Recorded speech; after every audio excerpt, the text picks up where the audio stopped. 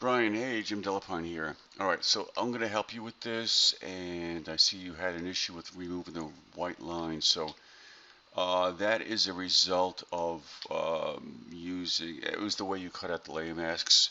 So if you hide and show each layer, you'll see where the lines are. So this line here is on this layer. So if you select the layer mask, go to your paintbrush tool, make sure that black is your foreground color, make sure you have 100% hardness, and then it's a matter of simply, masking out those lines. So I'm going to mask out the lines.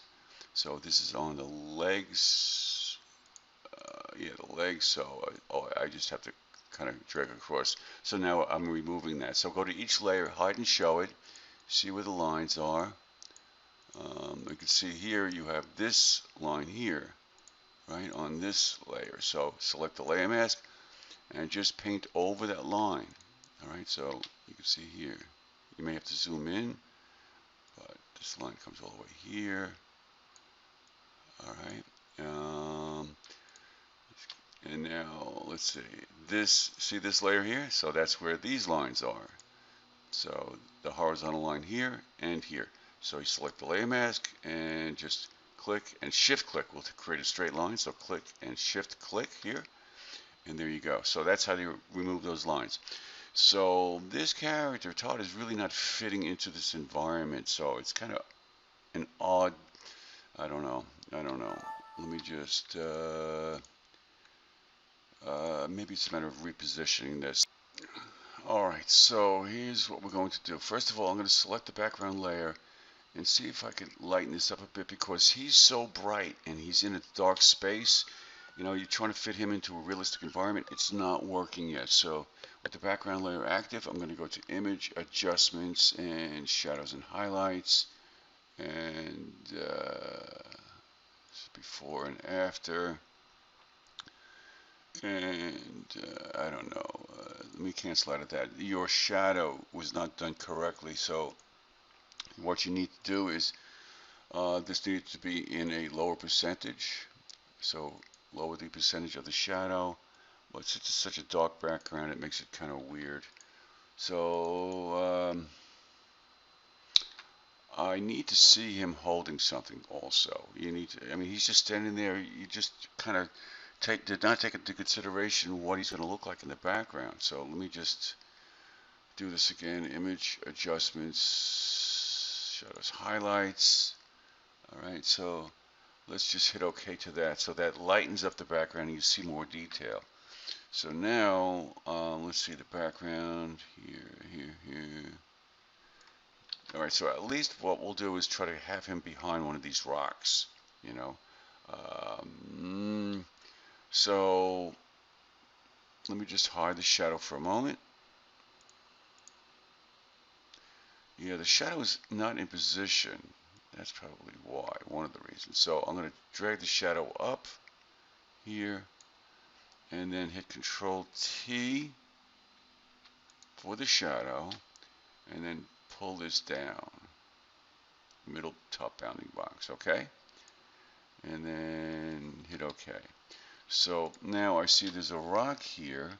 So if I hide that layer, you see there's a little rock there. So maybe at least have him look like he's standing behind that rock. So with this layer active, you're going to paint on the layer mask to make it look like he's behind this little rock here, okay?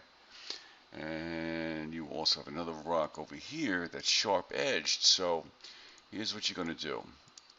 See, this white line is here also. So when I zoom in, I see it. So that means if I select the layer mask and click and shift click, see, I'm removing these lines here. So you have to remove all of them. All right. Now in this case, here's what I want you to do. You're gonna hide the background copy layer, and then you're going to do this. You're going to go to your lasso tool, and you're going to carefully click and drag to put a selection around this rock here. Okay, so there. So I'm more concerned with the top. All right, so that's a selection. Now I'm going to show his leg, And now what I'm going to do is, with the layer mask, I'm going to fill that with black. Or actually, I'm going to go to my paintbrush and just mask it out, and that selection area will kind of hide that, will protect it. So now it looks like he's behind the rock. All right. So now we'll deselect, and there. So now at least he looks like he's part of the background in a way. All right. So you also need to have, which you did not do, adjustment layers and a save selection. Okay. So, so I see nothing here. So you need to do that. All right. Every time you don't accomplish a task, it's approximately 5 points that gets taken off. So you're going to, let's see here. We'll go to the legs. All right. So the legs, I'm going to click on the layer mask icon here, and I'll select levels. I don't know if levels is the correct way. Let's change the color. So I'm going to go to use saturation. All right. Then when you select the use slider, that changes colors. But notice what's happening. It's changing the background too.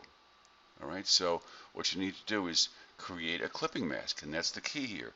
Alt or Option click in between these layers. Click. That attaches it to this underlying layer. So now any kind of changes you make will only affect that. All right. So let's just change the color. All right, so that's the U portion of the use saturation adjustment layer.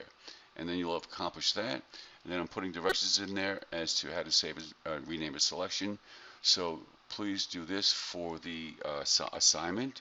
And do something more creative with this text. All right, for the final submission. All right.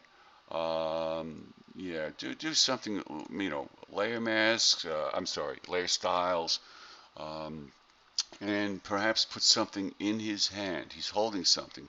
Put something in his hand so it looks like it's going back and maybe stabbing part of the text here. That would be interesting. All right. Hope that helped. All right. Take care. Bye.